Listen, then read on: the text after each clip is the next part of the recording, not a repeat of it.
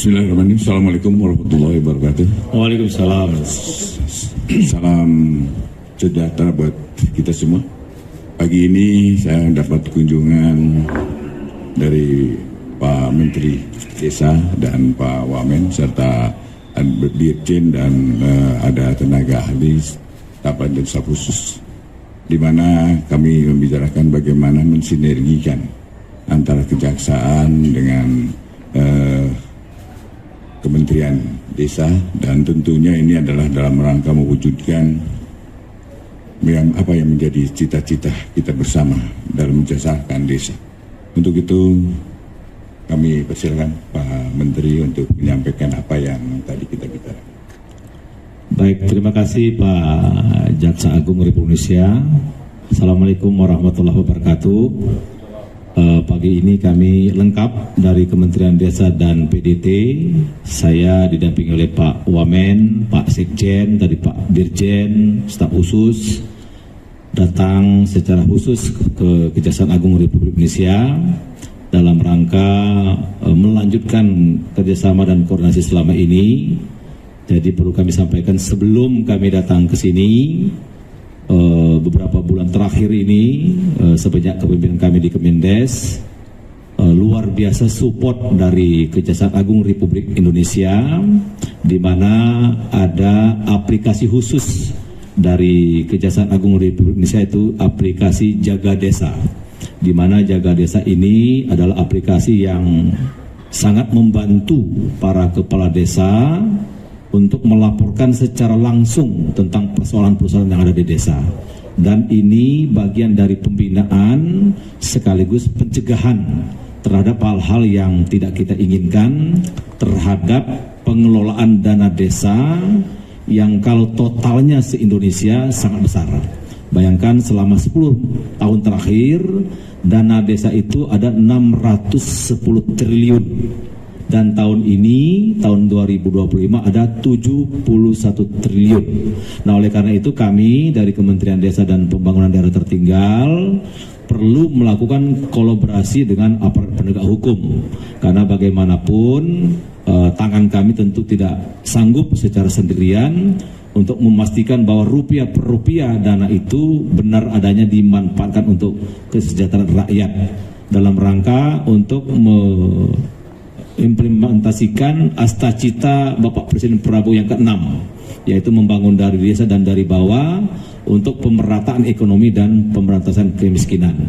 Jadi sekali lagi kami ucapkan terima kasih Pak Jaksa Agung yang sudah luar biasa untuk membantu atau melakukan supervisi kepada kami sehingga dana desa itu benar-benar bisa digunakan. Nah, ke depan tentu kerjasama ini akan semakin kami intensifkan sehingga pencegahan, apalagi tadi kami bicarakan banyak kepala desa itu memang tidak paham tentang pertanggungjawaban keuangan.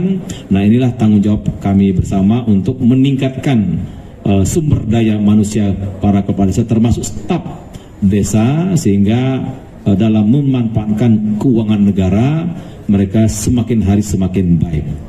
Kira-kira gitu inti pokoknya.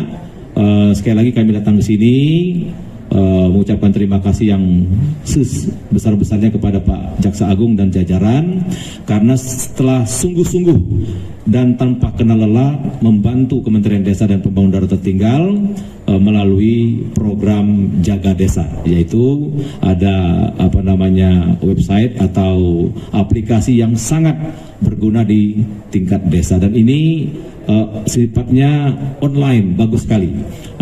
Semoga nanti dengan aplikasi ini para kepala desa tidak mengalami kesulitan dalam bertanya ataupun minta jalan keluar bila mana ada hambatan-hambatan di tingkat desa. Saya kira itu Pak Jaksa Agung. Ya.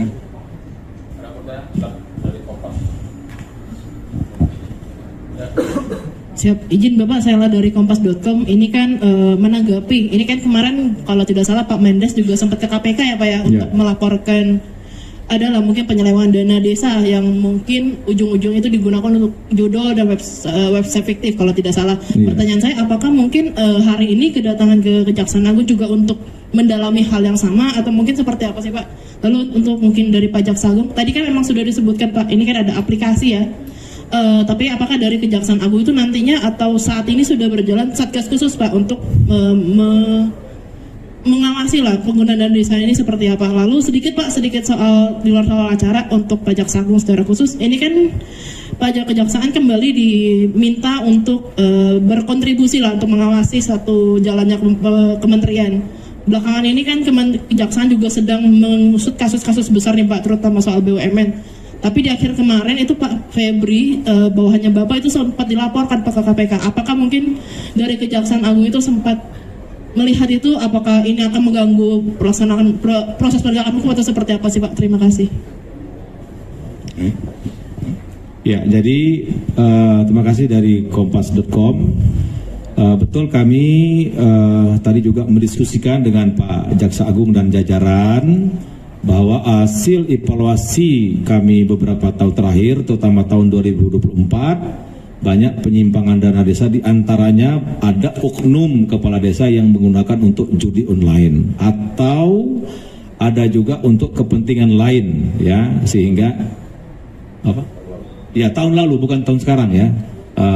Atau ada website fiktif. Tadi juga kami bicarakan dan kami juga minta ini disupervisi atau didalami oleh pihak kejaksaan sehingga ada efek jera para oknum kepala desa itu tidak mengulangi, dan yang belum melakukan jangan sampai melakukan. Inti pokoknya kami mohon support semua aparat penegak hukum, karena bagaimanapun kami hanya bisa menyampaikan temuan-temuan, tapi yang bisa memproses atau bisa mendalami fakta-fakta yang ada di lapangan itu tentu aparat penegak hukum. Jadi tadi kami sampaikan juga bahwa ini menjadi salah satu concern, dan yang paling penting rekan-rekan wartawan, karena atas arahan Bapak Presiden hasil dari rapat terbatas kabinet 2 minggu lalu, dalam waktu yang tidak lama akan ada koperasi desa merah putih. Nah, ini akan lebih banyak lagi dana masuk ke desa, akan banyak lagi usaha-usaha masuk ke desa. Ini juga kami sampaikan tadi, jangan sampai program yang bagus tapi disalahgunakan atau tidak direspon dengan baik oleh para kepala desa dan aparatnya. Jadi tadi kami sudah sampaikan juga, koperasi desa merah putih ini harus kita dukung 1000%, karena ini insya Allah bisa menciptakan bangun desa bangun Indonesia dan bisa merealisasikan Asta Cita ke-6 Bapak Presiden Prabowo. Itu yang kami sampaikan tadi. Terima kasih. Ya, jadi pada dasarnya pendampingan ini full kita kerjakan, dan baik dari segi preventif maupun represif. Jadi kita lakukan bagaimana mencegah terjadinya kebocoran, dan kalau ada kebocoran akan kita tindak. Itu yang akan kita lakukan. Yang tadi pertanyaan tadi nanti aja dengan Kak Puspen. Pendampingan tersebut untuk yang koperasi yang akan diluncurkan bulan Juli nanti. Iya pasti. Iya, semuanya. Pasti semua. Semua program yang ada di pemerintahan desa. Ya, selamat pagi Pak Menteri dan Pak Jaksa Agung. Saya Thomas dari Kumparan.com. Mungkin buat Pak Menteri, ini untuk tadi kan disebut kebanyakan yang udah termonitor itu yang di tahun lalu ya. Betul. Yang penyelewengan itu. Nah, boleh tahu nggak besaran dan angkanya itu berapa gitu yang terjadi di situ. Terus buat Jaksa Agung, mungkin ini kembali menyerempet keluar Pak. Dapat ada info kalau ada grup WhatsApp yang bernamakan orang-orang senang itu yang diisi oleh para tersangka diduga korupsi minyak Pertamina. Itu benar adanya apa enggak Pak? Terima kasih. Ya, makasih. Jadi persoalan data berapa angkanya, kemudian siapa oknumnya, sudah lengkap kami dapat dari PPATK, dan itu kami serahkan kepada aparat penegak hukum. Biarlah aparat penegak hukum yang akan mengungkap secara lugas dan terang benderang. Jadi kami di pihak yang meminta untuk aparat penegak hukum tentu sudah kami serahkan. Kami tidak akan menyampaikan secara detail nama kepala desanya siapa, berapa jumlahnya, di desa mana, bulan berapa dia melakukan perbuatan tidak benar, itu semuanya sudah kami serahkan. Tinggal nanti mohon aparat penegak hukum lah yang akan kita minta untuk menelaah lebih jauh tentang perbuatan melawan hukum itu. Kira-kira gitu ya. Ya, mau dijawab.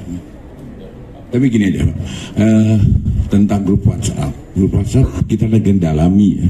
Kita dalami karena di tahanan tidak boleh membawa alat komunikasi. Kalau ada, berarti anak buah saya yang kurang ajar, saya akan tindak. Kalau ada, ya kita dalami. Baik, ya. Cukup ya. Terima kasih. Terima kasih Pak Menteri.